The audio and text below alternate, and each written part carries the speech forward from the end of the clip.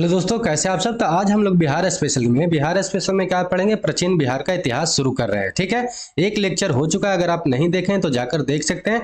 ये जो वीडियो बन रहा है किस बुक का निचोड़ है, तो आप समझ सकते हैं कि बिहार एक परिचय जो सबसे अच्छा बुक है बिहार स्पेशल का, और एडिटोरिया का बिहार तथ्य संग्रह करके आता है, वो दोनों के बुक को मिक्स करके बनाया जा रहा है। आपको अगर पढ़ना हो, अगर आपके पास समय है तो क्या करिएगा कि बिहार एक परिचय जो बुक है इम्तियाज अहमद का, कमर अहसन के द्वारा लिखा हुआ, ये सबसे अच्छा बुक है बिहार एक परिचय के लिए। लेकिन अगर आपके पास अभी कम समय है तो बिहार का जो एडिटोरिया बुक है बिहार तथ्य संग्रह करके, उसको आप पढ़ सकते हैं। ठीक है, साथ ही आपको अगर पीडीएफ चाहिए इसका, तो हम पीडीएफ क्या करेंगे, प्रोवाइड करवा देंगे।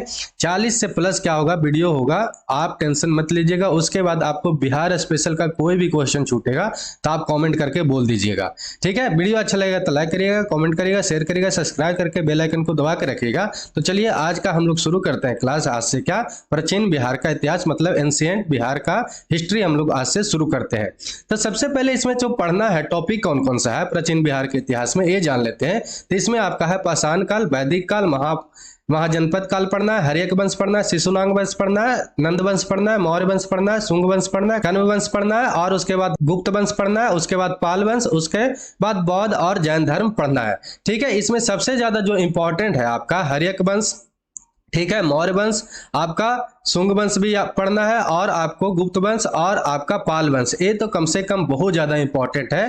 ठीक है, ये आपका बहुत ज्यादा ही इंपॉर्टेंट है एग्जाम के पर्पज से। साथ ही साथ ये दोनों जो धर्म पढ़ना है, जैन धर्म और बौद्ध धर्म, बहुत ज्यादा एग्जाम के पर्पज से इंपॉर्टेंट है।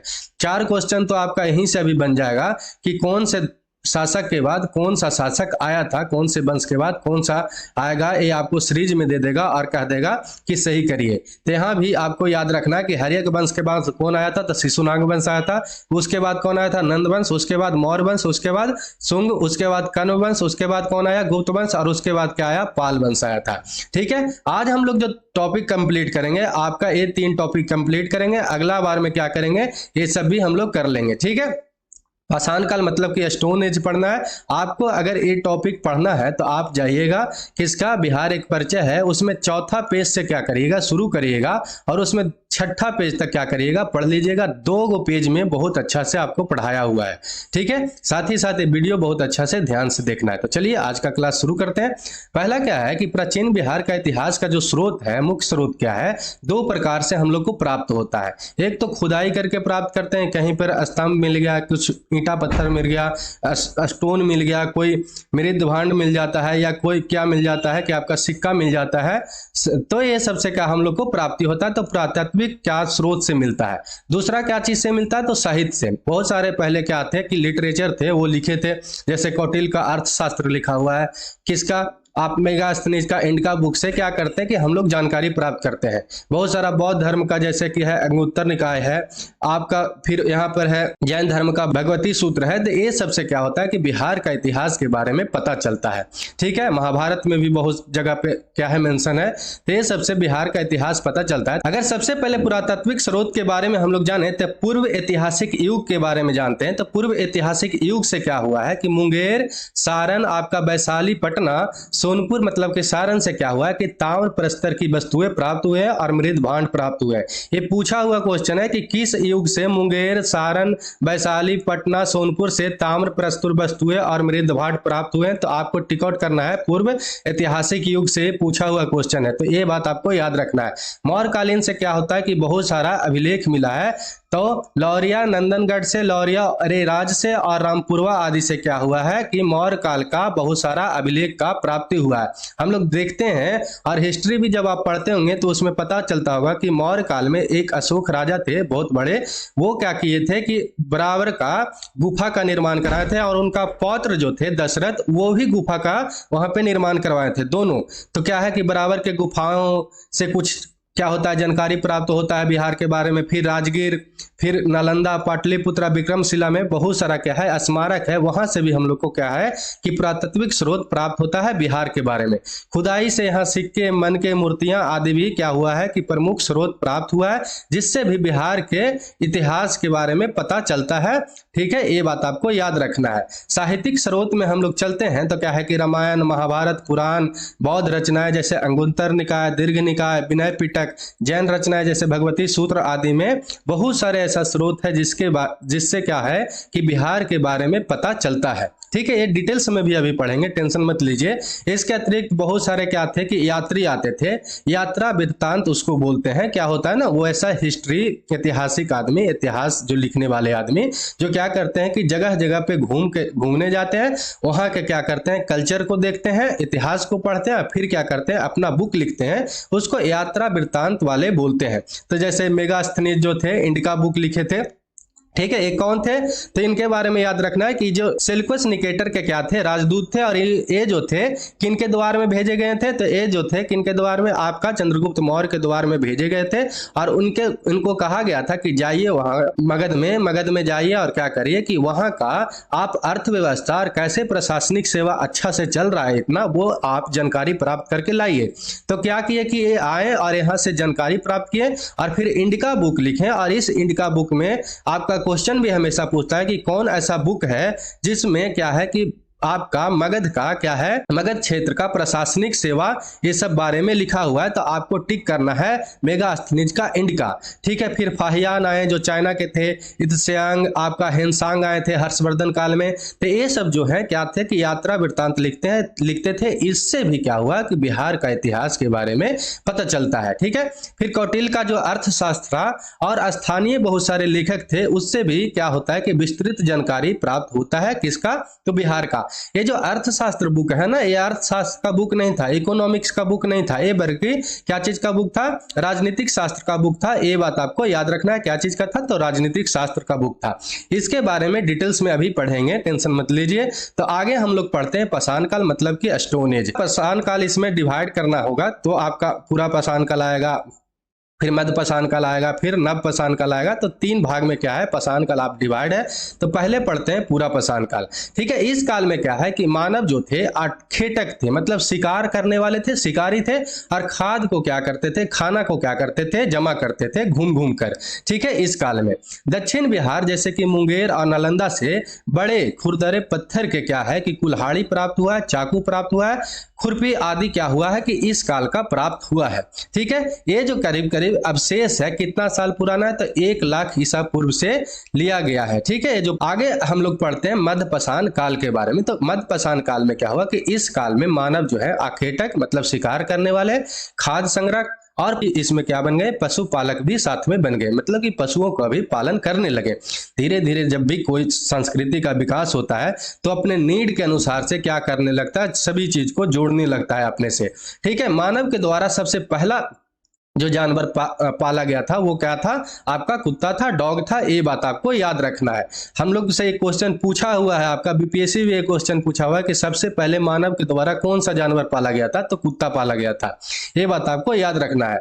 दूसरा क्या याद रखना है इसमें कि दक्षिण बिहार जो मुंगेर है उसमें छोटे आकार में तेज धार के औजार भी प्राप्त हुए मध्य पाषाण काल से। ठीक है, ये सब सारा क्वेश्चन आपका पूछा हुआ है और इसको ध्यान से याद करके रखना है। ठीक है, ये अवशेष लगभग करीब 40,000 से 10,000 ईसा पूर्व के हैं, ये बात आपको याद रखना है। अगला हम लोग का पढ़ना है नव पाषाण काल। ठीक है, तो नव पाषाण काल में क्या है कि मानव जो है खाद्य उत्पादक बनने गया, मतलब कि खेती करना शुरू कर दिया। मानव जो है अपना बस्ती बनाने लगा, घर बनाने लगा, निवास करने लगा। ठीक है, मतलब प्लेन एरिया में आने लगा। अब घूम घूम कर खाना जोड़ने वाला नहीं, शिकार करने वाला नहीं, अब क्या करने लगा, खुद से क्या है कि खाद्य उत्पादन करने लगा और साथ ही साथ बस्तियों का क्या करने लगा, निवास करने लगा, बस्तियों को बनाने लगा। ठीक है, नव पाषाण काल में क्या है कि अवशेष कहां से मिलता है, नव पाषाण काल के तो मैदानी भागों से मिलता है। देखिए बोले ना कि मैदानी भागों में आने लगेगा, नदी के किनारे बसने लगेगा। नदी के किनारे क्यों बसेगा, क्योंकि हम लोग को सबसे ज्यादा जो जरूरी है अगर खेती करना है तो आपका एग्रीकल्चर के लिए सबसे ज्यादा जरूरी है तो पानी है। ठीक है, तो नदी के किनारे रहेगा। पहले तो मानव जो ऐसा नहीं था कि चापाकल था, आपका ट्यूबवेल था, तो कहां रहेगा, नदी के किनारे ही रहेगा ताकि उसको पानी का भी प्रॉब्लम ना हो।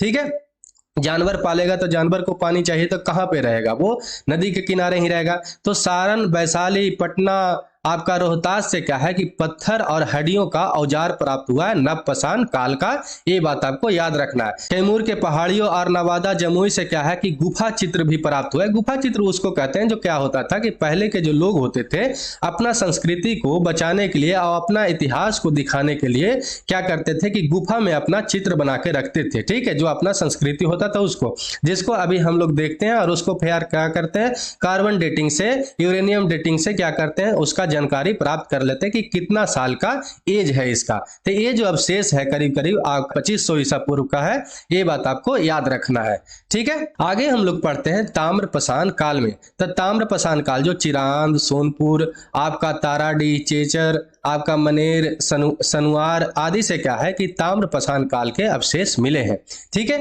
ये आपसे पूछ सकता है कि ताम्रपाषाण काल से आपका कहां से अवशेष मिला है, तो आपको याद रखना है चिरांद, सोनपुर, ताराडीह, चेचर, मनेर, सनुआर से, ठीक है। क्या है कि ताम्रपाषाण काल के बहुत सारे अवशेष मिले हैं। इस काल में क्या हुआ है कि पत्थर औजारों के अतिरिक्त ताम्र का उपयोग मतलब कि कॉपर के उपयोग वस्तुएं भी मिले हैं, ठीक है, ये बात याद रखना है, ठीक है। ये जो अवशेष मिले हैं करीब करीब 1000 ईसा पूर्व के हैं, ये बात आपको याद रखना है इतना, ठीक है। आगे हम लोग पढ़ते हैं वैदिक काल में।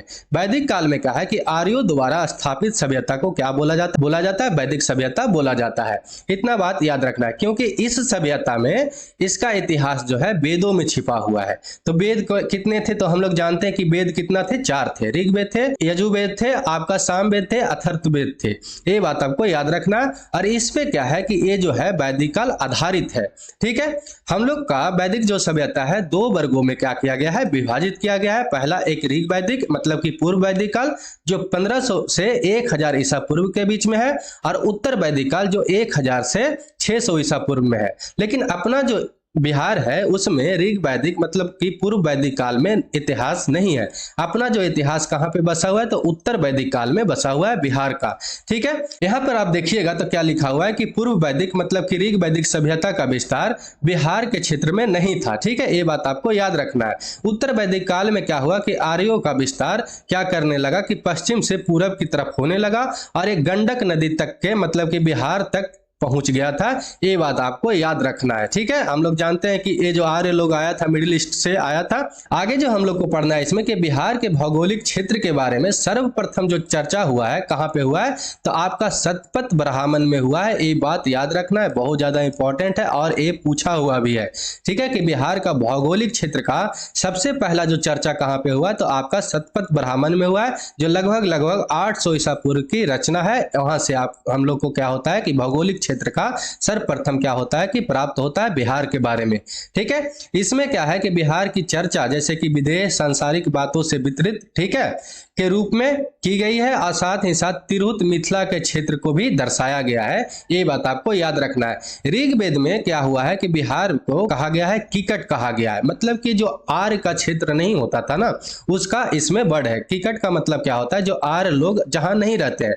और सिंपल सी बात समझिए कि जो लोग होता है ना अपने आप में, वो क्या करता था कि अपने आप को सुपीरियर समझता था। आर्य लोग ना सबसे पहले क्या करता था कि अपने आप को सुपीरियर समझता था। वो कहा कि इस ऋग्वेद में क्या बोला गया है कि बिहार जो है अनार्य लोग के लिए है, मतलब कि जहां आर्य लोग नहीं रहते हैं। साथ ही साथ उसमें बोले कि वार्त है, मतलब कि वो सब जो लोग है ना सांसारिक हीन है। आपको एक बात बताते हैं कि सिंपल सी कि जो लोग, आप जरा सोचिए कि अभी भी ऐसा है कि लोगों में कि हम लोग देखते होंगे कि जो लोग को कोई वस्तु प्राप्त नहीं होता तो वो लोग क्या समझते हैं कि वो वस्तु ना बहुत ज्यादा खराब है, जैसे कि अंगूर खट्टा है लोमड़ी का।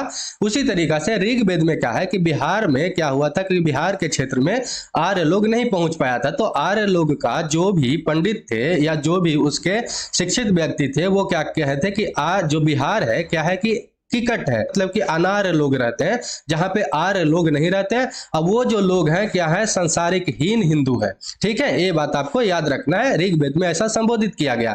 उसके बाद बराह पुराण में कहा गया कि किकट को अपवित्र प्रदेश बताया गया, मतलब बिहार को क्या बताया गया कि वो जो है अपवित्र प्रदेश है। सिंपल सी बात है कि जहां जहां लोग नहीं पहुंचते थे वो सिंपल सी उसको क्या कहते थे कि खराब बता के क्या करते थे उसको टाल देते थे। इतना बात आपको याद रखना है। आगे हम लोग पढ़ते हैं महाजनपद काल। तो हम लोग जानते हैं कि टोटल कितना महाजनपद था, तो अपना 16 था, जिसमें 6ठी शताब्दी ईसा पूर्व में अंगुत्तर निकाय मतलब जो 21 से कौन धर्म से जुड़ा हुआ है? तो आपका बौद्ध धर्म से। अब भगवती सूत्र है, वहां से जानकारी मिलता है कि टोटल कितना है, तो 16 महाजन पद था। 16 महाजन पद में अभी जो तत्कालीन बिहार में 3 ही महाजन पद है जो बिहार में क्या है, विस्तारित है। कौन कौन है? आपका लिच्छवी, जिसको वजी भी बोलते हैं। इस क्षेत्र में कौन कौन सा क्षेत्र पड़ता है? तो वैशाली, मुजफ्फरपुर का क्षेत्र पड़ता है। मगध के क्षेत्र में कौन पड़ता है? तो पटना, गया, नालंदा का क्षेत्र पड़ता है। ठीक है। अंग का क्षेत्र में कौन पड़ता है? तो भागलपुर और मुंगेर पड़ता है। ये बात आपको याद रखना है। बहुत बार ये क्वेश्चन बन चुका है कि लिच्छवी के क्षेत्र में कौन सा बनता है, मगध के क्षेत्र में कौन सा बनता है, अंग के क्षेत्र में कौन सा बनता है। तो टोटल कितना महाजन पद था? तो 16 था। कहां से जानकारी मिलता है? तो आपका अंगुत्तर निकाय और भगवती सूत्र से मिलता है। अंगुत्तर निकाय जो है आपका बौद्ध धर्म से जुड़ा हुआ है, भगवती सूत्र है जो जैन धर्म से जुड़ा हुआ है, जिसमें 16 महाजन पदों में से बिहार में कितना है? तो अभी 3 ही है। कौन कौन है? तो मगध है, लिच्छवी है और अंग है। इतना बात आपको याद रखना है।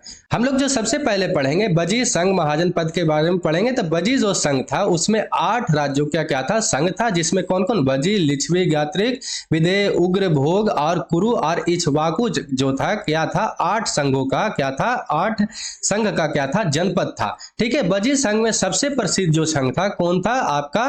तो आपको याद रखना है लिच्छवी था। ये बात आपको याद रखना, सबसे प्रसिद्ध संघ कौन था? तो आपका लिच्छवी था।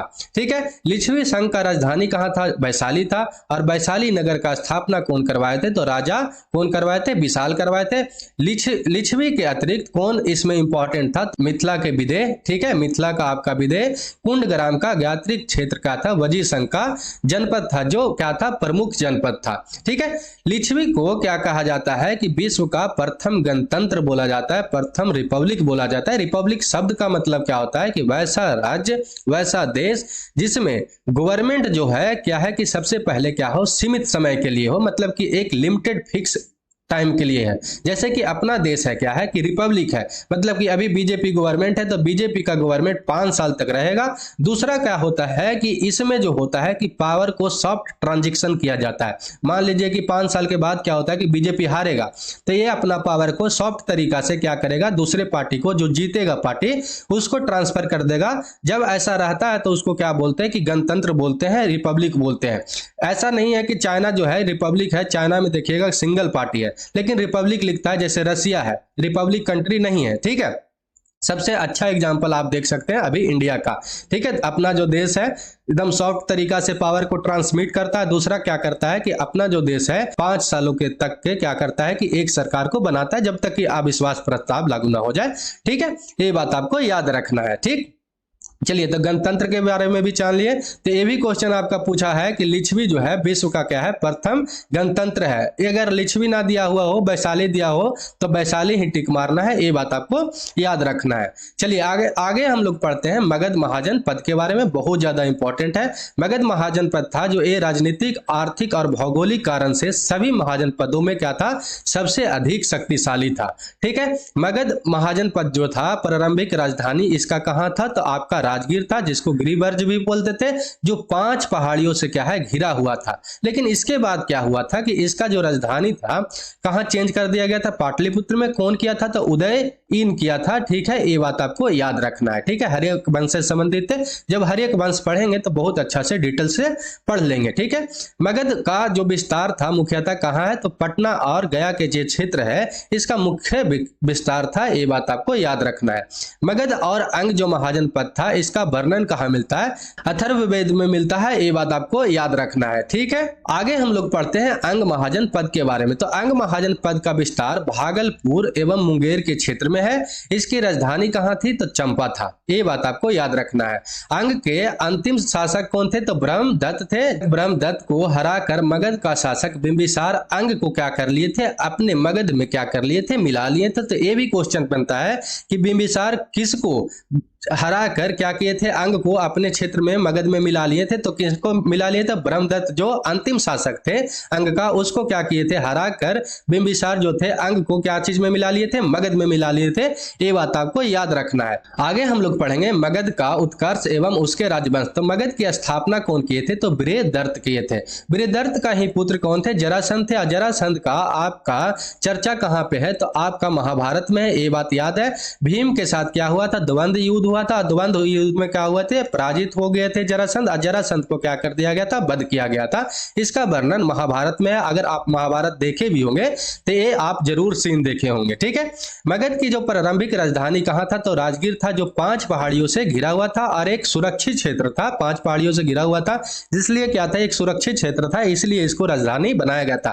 पहले का तक क्या था कि जो राजधानी बनाया जाता था ऐसा प्राकृतिक जगह पे बनाया जाता था जो ज्यादा से ज्यादा क्या हो, सुरक्षा प्राप्त हो, उसको देखकर बनाया जाता था। ठीक है, तो राजगीर को इसलिए बनाया गया था सबसे पहले क्योंकि ये 5 पहाड़ियों से घिरा हुआ था। ठीक है, इधर क्या था कि मगध का उर्वरक भूमि, नदियों की उपलब्धता और खनिज एवं वन संसाधनों की उपलब्धता के कारण इसका क्या था, आर्थिक रूप से क्या था, बहुत ज्यादा संपन्न था। यहाँ पे उर्वरक भूमि था क्योंकि गंगा नदी के किनारे था। हम लोग जानते हैं कि जो नदी रहता है वो अपना क्या लाता है, जलोढ़ मिट्टी लाता है, और जलोढ़ मिट्टी बहुत ज्यादा क्या होता है, उर्वरक होता है। ठीक है, जब ज्योग्राफी पढ़ेंगे तो वो भी सब कुछ पढ़ लेंगे। और नदियों, अब जैसे कि कोई भी लोग रहेगा, कोई भी सभ्यता रहेगा, ज्यादातर कहां पर बना है, तो नदी के किनारे बना है। क्यों बना है कि क्योंकि एग्रीकल्चर के लिए, रहने के लिए क्या चीज का जरूरत है, तो सबसे ज्यादा पानी का जरूरत है। और ये जो गंगा नदी था, स्वीट वाटर था, मीठा पानी था, तो वहां पर ही रहेगा लोग। तो नदियों की उपलब्धता होने के कारण साथ ही साथ क्या था, बहुत ज्यादा खनिज था। हम लोग जानते हैं कि झारखंड ये सब क्षेत्र में बहुत ज्यादा खनिज था। ठीक है, इसके उपलब्धता के कारण आर्थिक रूप से क्या था, बहुत ज्यादा क्या था, संपन्न था, जिस कारण से मगध बहुत क्या था, मजबूत जनपद था।